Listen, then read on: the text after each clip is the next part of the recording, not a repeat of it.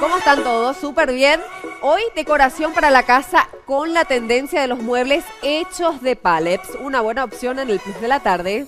Plus de la tarde es presentado por Dismar, Salud y Cultura, Farmacia y Perfumería Catedral, porque amamos cuidarte.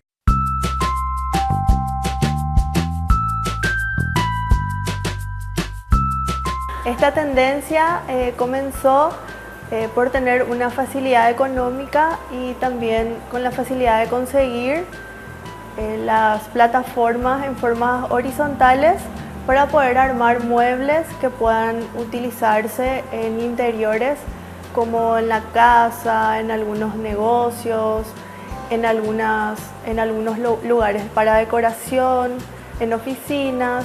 La facilidad en estos muebles pallets serían que cualquier persona podría fabricarlas utilizando todas las plataformas una encima de otras y armar un espacio ya sea para salas, un living, unas mesitas. Se pueden hacer incluso roperitos colocando uno encima de otro y así tener un inmobiliario de una forma mucho más económica que la normal. Aquí les presento una mesa con dos taburetes que están hechos de pallets, muy fácil de armar y ideal para los lugares como un espacio en la casa para compartir alguna merienda, alguna cena.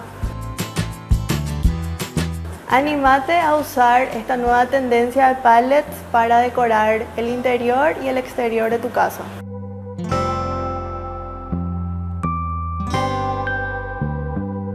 Plus de la tarde fue presentado por Dismar, Salud y Cultura, Farmacia y Perfumería Catedral, porque amamos cuidarte.